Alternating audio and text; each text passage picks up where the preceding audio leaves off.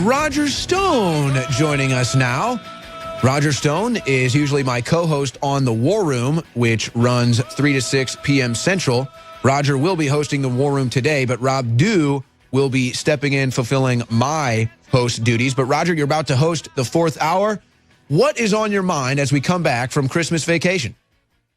Well, what a great Christmas it was, Owen, and my very best Christmas wishes for you, and the entire InfoWar crew. The president certainly ended up on an extraordinary high at the end of this holiday season.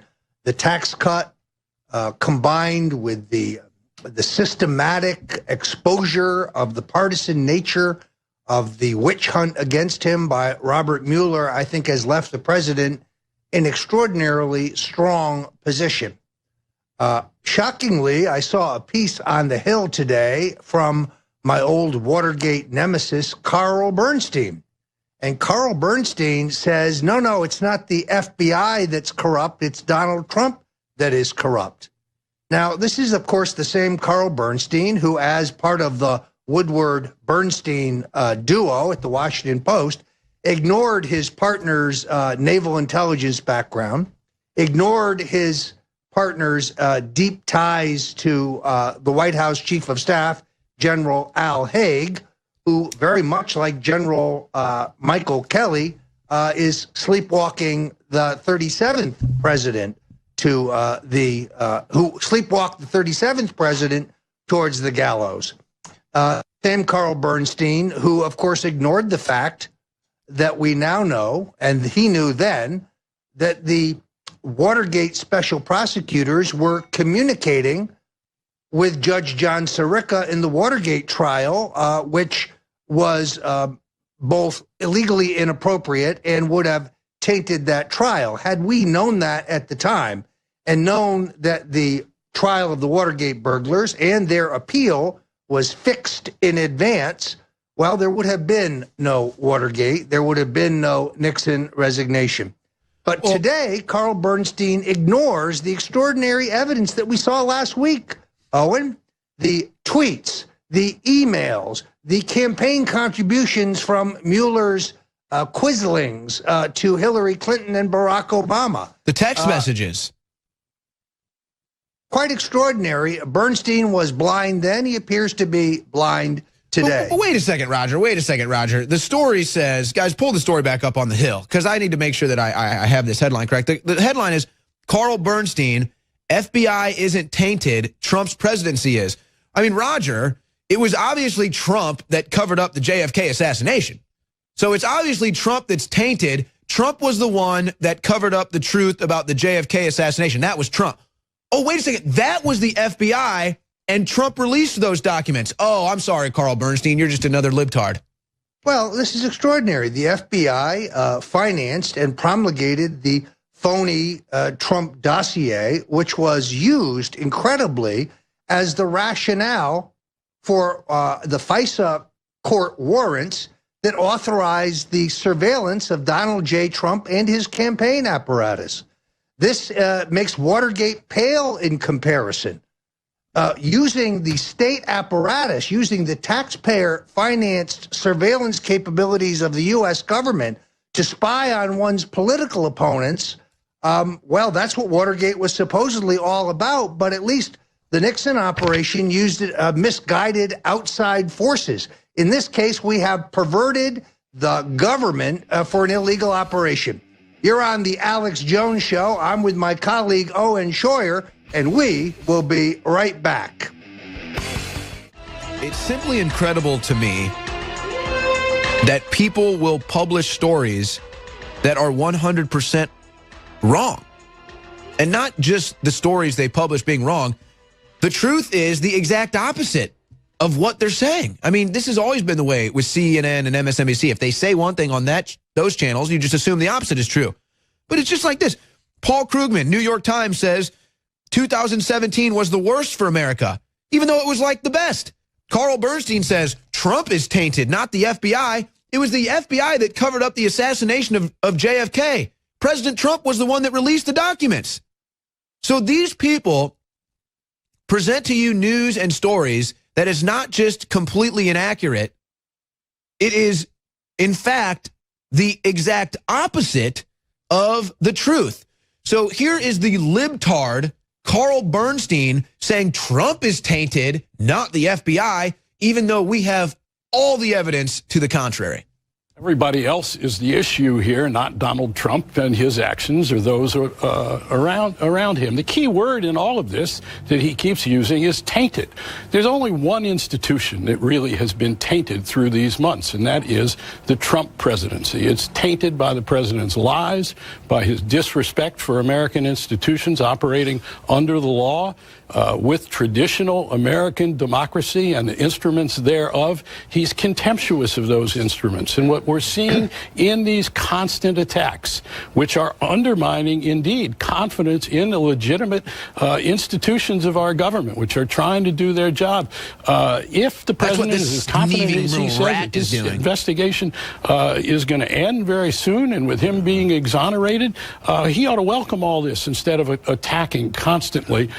He's doing a grave disservice to our democracy. And the really awful thing is that Republicans, particularly in Congress, but also an awful lot of the Republican, quote, establishment and voters, are going along and enabling him to make these claims and make everything the issue but what really happened here, and has our democracy been, and our elections, been undermined with some cooperation from the Trump campaign, from members of his family, from the president himself? The answer might be no. He ought to welcome the answer if indeed things are as he claims. What an unabashed liar. Roger, if I was on that set, it would take every ounce of my integrity not to sock him right in the face. You know, the funny thing, Owen, is I know Carl Bernstein, and I kind of like him. I mean, he's actually a pretty decent guy to have a beer with and kind of joke around. He's not a bad guy. But in this case, I'm really disappointed because Bernstein in the past has been a guy who has been willing to go where the facts lead him. He wrote a terrific piece for Rolling Stone some 15 years ago about the Central Intelligencies co-opting and getting into using mainstream media and paying mainstream media reporters. In this case, he seems to be antithetical to the facts. He should where the facts lead, and the facts show that the FBI has very, very sadly been politicized, and their mission has been corrupted. So disappointment rather than anger at Carl Bernstein, because frankly, he knows better. The old Carl Bernstein would have been writing about the corruption of the FBI, not helping poo-poo it and cover it up. You know, I'm glad that you brought me back down to earth by saying that, Roger, because, you know, when we talk about these political things and people just spout out lies, I mean, again, this is why people are like, well, why do you get so mad? They're lying. I mean, this guy's just lying, and then people actually believe it. I mean, why do you think, let me ask you, you know Carl, he's a nice guy, you guys go out and have a good time. I believe that that's true. We're all human at the end of this. So what motivates him to, I mean, does he really believe what he's saying? Well, it has to be, at this point in his career, a political point of view. But one cannot look at the stunning evidence that we saw regarding Peter Strzok, regarding the corruption of the FBI, and just write it off as meaningless. Look, we saw this theme from Brian Stelter last week when he said, Trump is undermining law enforcement, and he's undermining respect, for our law enforcement institutions. No. What he's doing is criticizing people who have burrowed their way into law enforcement and have corrupted that process. There's a very substantial difference. They're trying to cloak themselves in the credibility of the FBI and the credibility of the CIA. You see John Brennan, the former CIA director, trying to do this constantly. But the sad fact is those institutions have been politicized, and they no longer stand for the rule of law. They have been engaged in a massive corruption of our electoral process and the cover-up of massive crimes. It's very, very sad, in my opinion. You know, the other thing on my mind today is the fact that I predicted last week on the Alex Jones Show and on the War Room that the special counsel, Mr. Mueller, will seek to get the upper hand again in his epic battle to take down the president through the indictment of a member of the president's immediate family, his son-in-law, Jared Kushner. Now, we know that General Mike Flynn, who I believe is a great patriot and who I know for a fact continues to be 100% supportive of the Trump administration and this president and his mission, has testified that a senior member of the presidential transition instructed him to reach out to the Russian ambassador to set up a meeting. Let me stress that the action by General Flynn in reaching out to the ambassador is entirely legal, is within the scope of General Flynn's responsibilities as the national security advisor. Now, if that was not the president who gave that instruction, but a senior member of the presidential transition, the only senior member of the transition who would have that authority would be Mr. Kushner.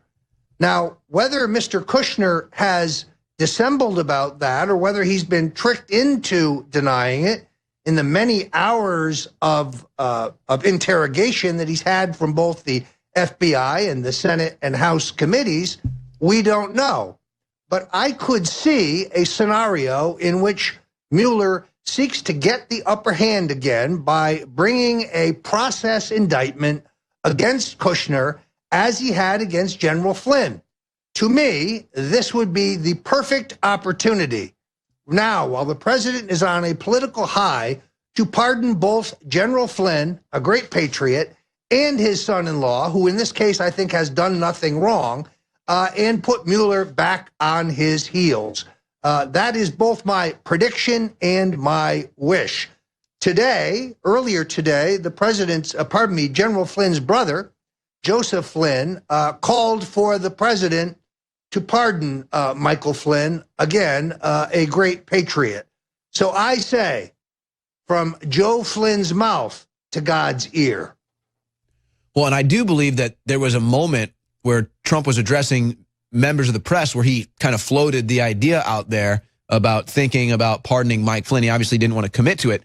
But, you know, the reason why they're so upset with President Trump is the alphabet bureaucracies don't like the fact that they can't put out misinformation and lies without Trump addressing it on Twitter.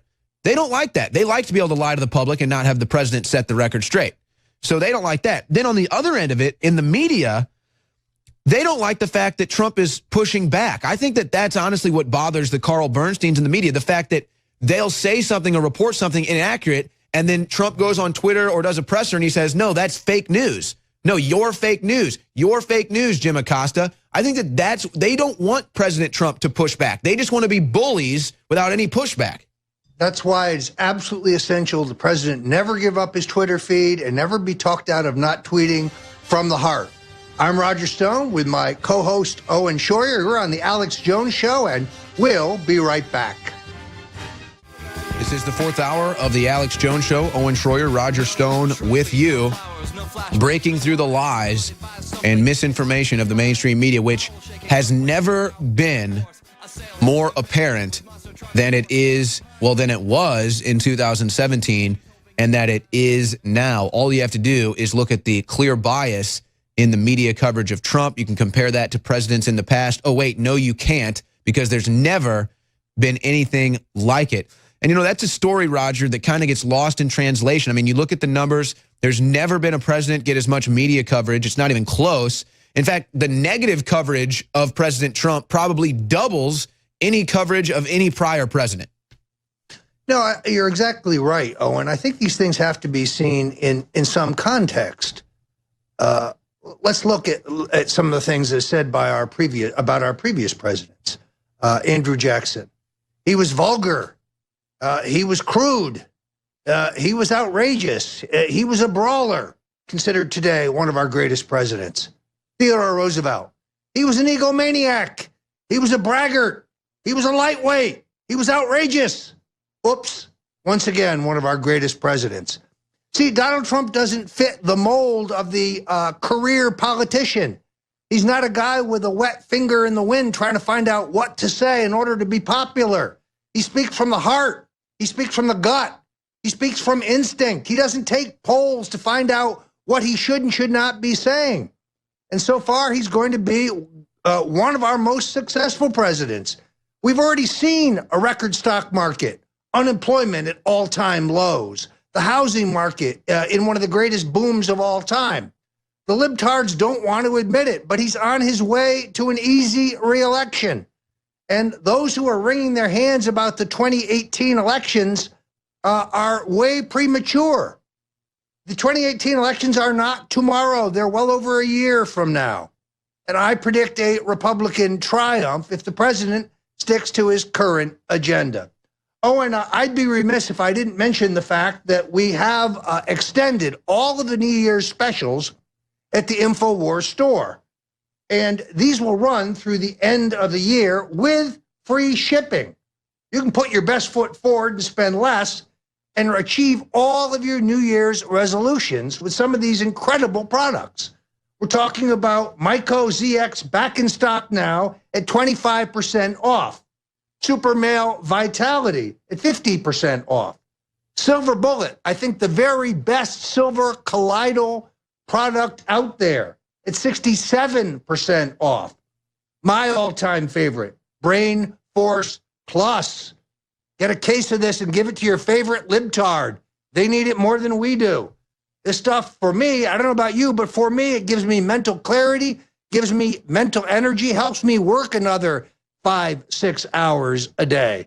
Brain Force Plus at an extraordinary 50% off now. Alpha Power, which I really think melds the best of the old and the new, some of the most ancient and effective Chinese herbs, melded with some of the very best cutting-edge natural substances today for a formula that gives you peak performance, both physical and mental. Alpha Force at 50% off. So these are just some of the extraordinary sales now. Alex Jones has decided to extend these incredible prices through the end of the year. Folks, help yourself. Help us pay for the war room and the incredible expansion we're having here at InfoWars by going to the InfoWars store now. You can help us, and you can help the fight for freedom and truth by doing your shopping at the InfoWars store today. You know, go ahead. It's funny, Roger, because I was just thinking the other day, I ran out of hand soap, and I was like, oh, I got to go to the store and get new hand soap. And I was like, wait a second, we sell hand soap. We sell household items now. So when you think about hand soap and shampoo when you run out, think InfoWarsStore.com instead of going to the grocery store. That's another way you can support us. It's something that we don't talk about enough. Well, and the auto ship function I really found to be excellent because, frankly, I'm so busy that I forget to reorder. And I got caught short without Brain Force on a long trip where I had to give a couple of speeches. And frankly, it was difficult. So I really like the auto ship function. That way, you're never without these products. And frankly, using them consistently will give you the very best result. So I really urge folks to use the auto ship function on the InfoWars store site. Oh, and I gave an interview to C-SPAN last Friday, which ran the Sunday in their Newsmakers program, where I reiterated the claims that I've made here on the Alex Jones Show, that I firmly believe that the two-party duopoly that have run this country into the ground, the elites of both parties, if they are unsuccessful in undermining and removing this president through the special counsel process of Robert the Executioner Mueller, they will move to a 25th Amendment strategy. Now, I admit that that may be hard to believe today because the president ended the year, or is ending the year, on such an incredible high, having jammed through his historic tax cuts, which I believe will turbocharge this economy.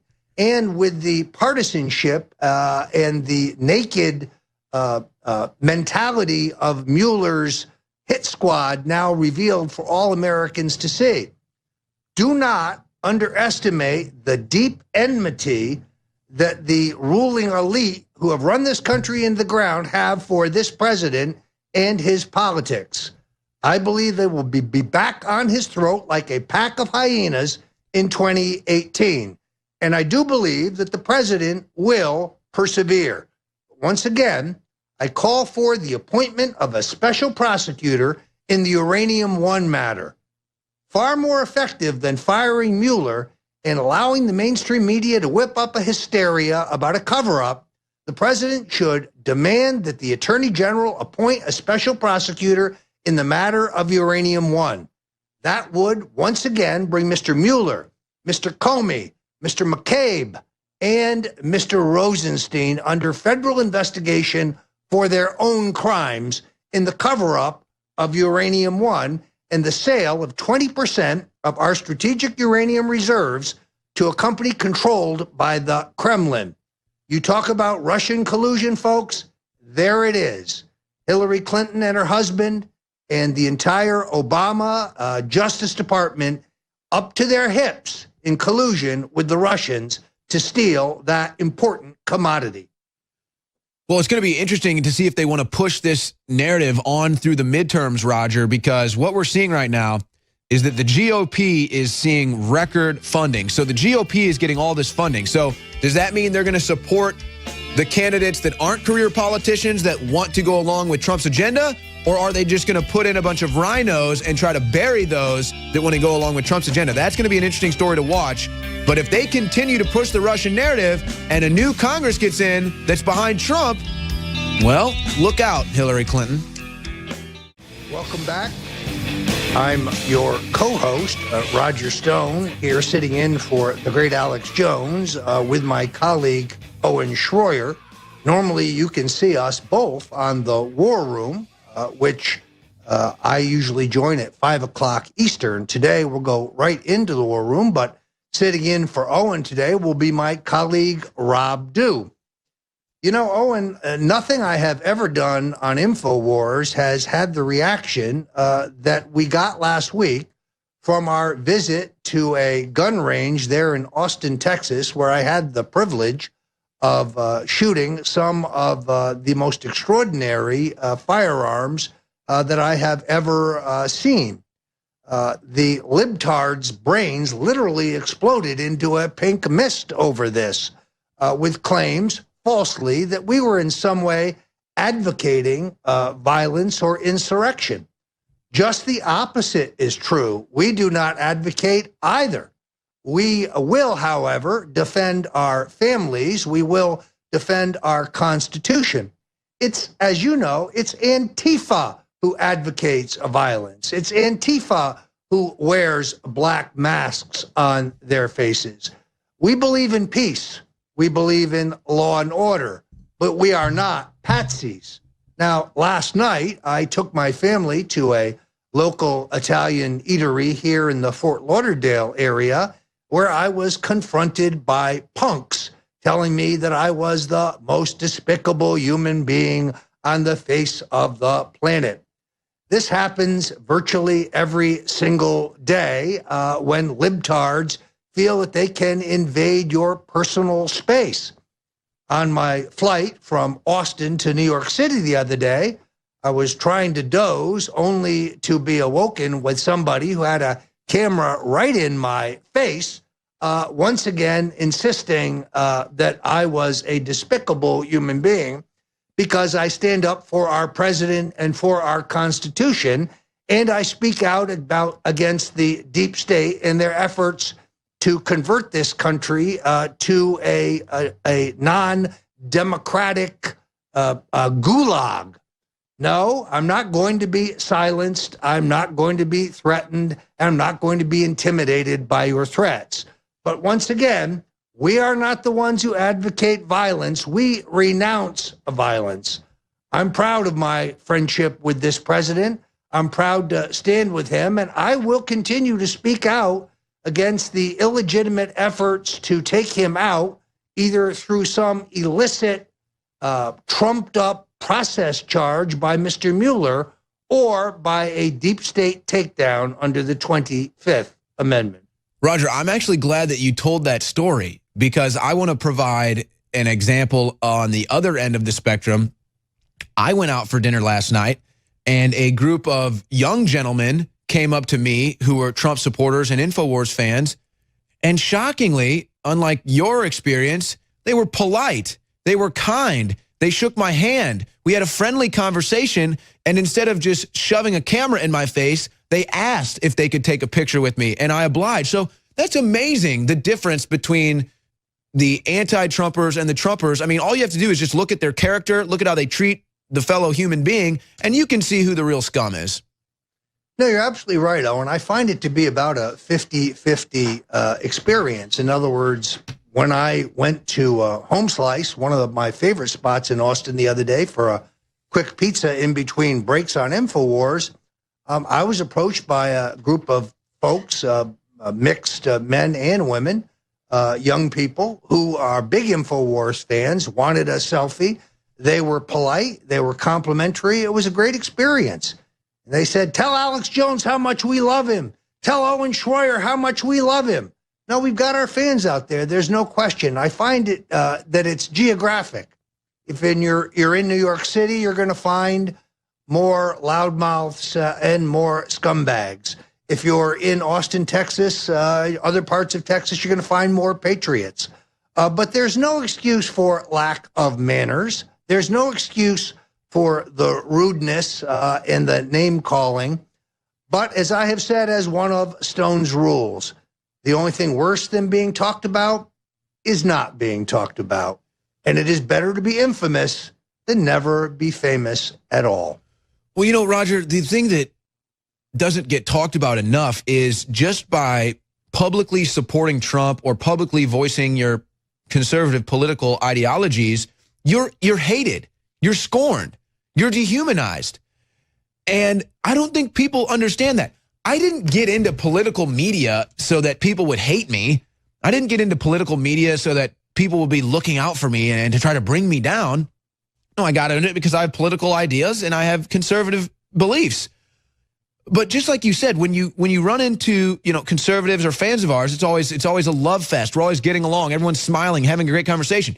When you run into a libtard or Antifa or a Trump hater, it's always hate. They're always cursing. They're angry. They're violent. And so this is what I don't understand. I was telling this story earlier. I don't know if you heard it, but I was back in town in St. Louis over Christmas break, and I had some friends that I hadn't seen in a long, long time. But they know what I do now, and they're like, man, Owen, what happened to you? You used to be so happy. You used to be so cool. You used to be smiling and friendly and nice to everyone. Now you're just this hateful fearmonger full of anger and rage. I'm like, wait a second. No, I'm not. I'm the same guy I've always been. They're the ones that are filled with hate and rage. And this is the key that I discovered, Roger. And this is what they don't understand.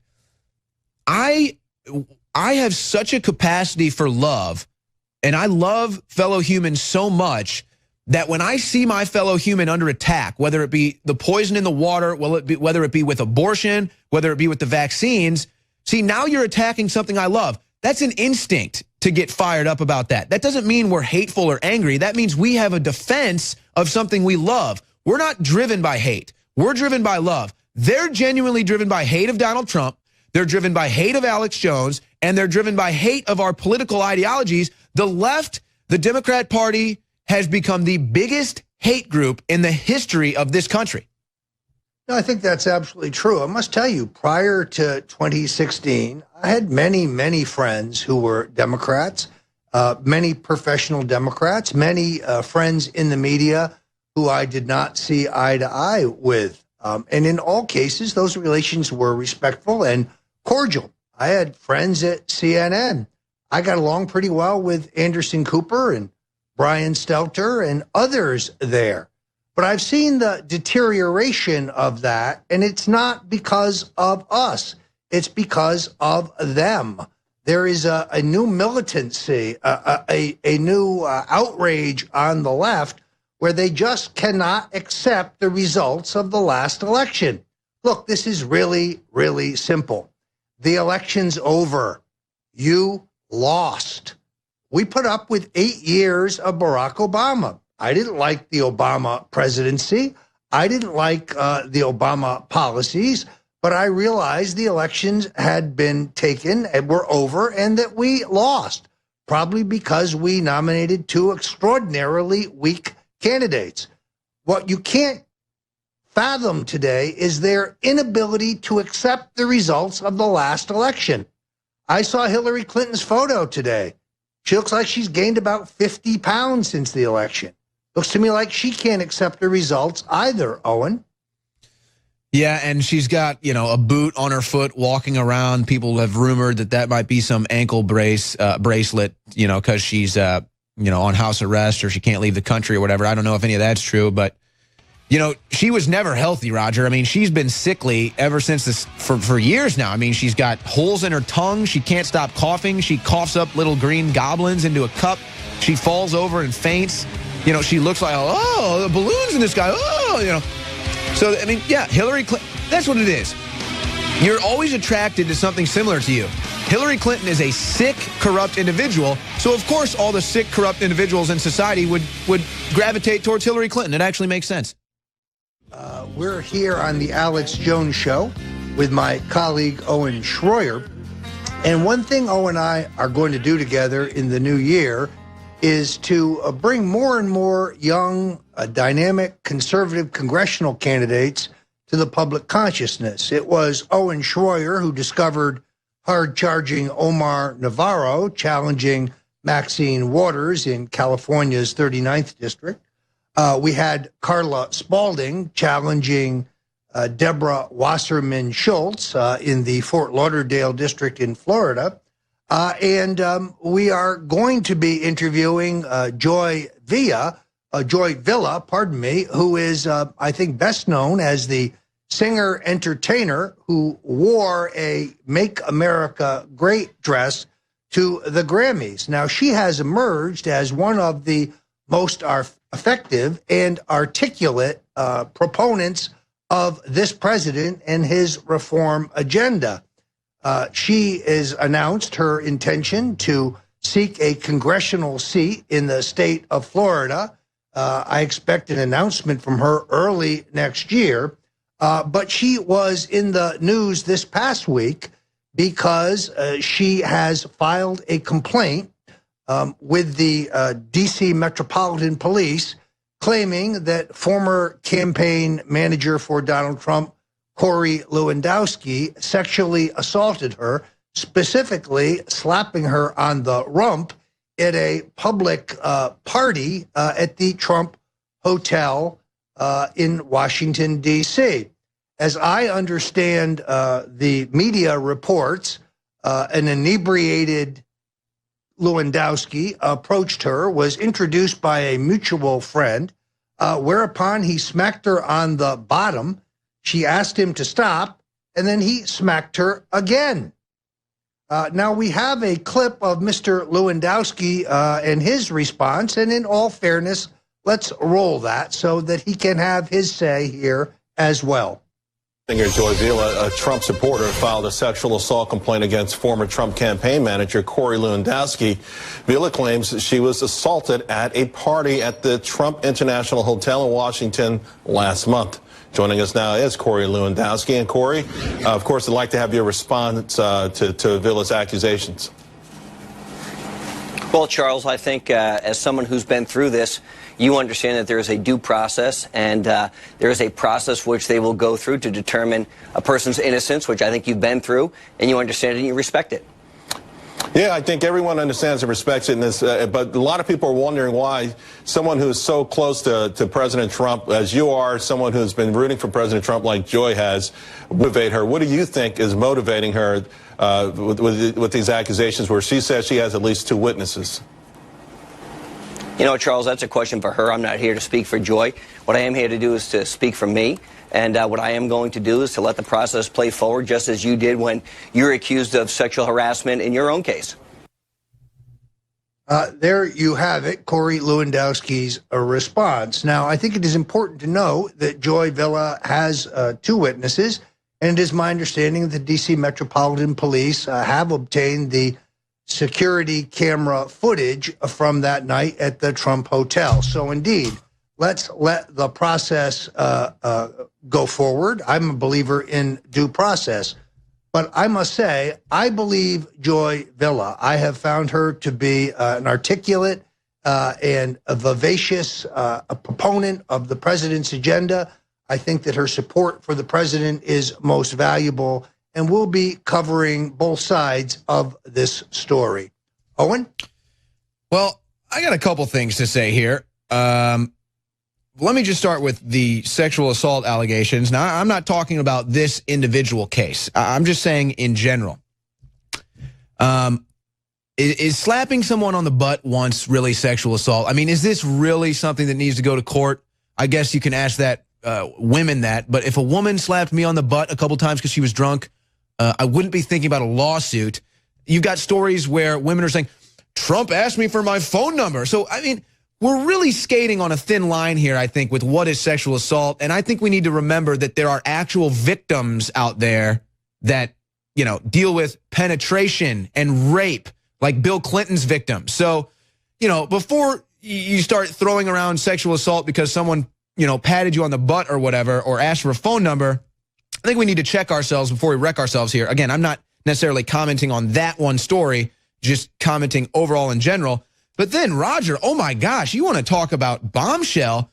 You're telling me that the D.C. Metropolitan Police are reviewing footage of this alleged sexual assault? Is that what you said? That's my understanding now. Okay, but real quick, I just got to pause you right there. So the D.C. the D.C. Metropolitan Police are reviewing footage of Corey Lewandowski allegedly slapping Joy Villa's butt, yet nothing on Seth Rich. I can't get any footage on Seth Rich. I can't get any investigation into Seth Rich. We get nothing on Seth Rich, and we have police looking at footage of Joy Villa and Corey Lewandowski. Boy, if that doesn't show you how backwards and twisted justice is right now, I don't know what does. Sorry, Roger, this is just crazy. Well, but in this case, Miss Villa has filed a formal complaint with the D.C. police. Oh, and there's a huge difference between somebody smacking another person and asking for a telephone number. And yes, under the laws of the District of Columbia, that does amount to sexual battery, to sexual assault. So let's let the process carry through here. What I do object to is this idea that, for example, because Leanne Tweeden was once a Playboy model, she cannot be sexually harassed or assaulted. Or that because there's a photo of Joy Villa that is somewhat sexy, that she cannot be sexually assaulted. I firmly disagree. Let's let the process take its course. But photos of her, like we're showing now, have nothing to do with what transpired.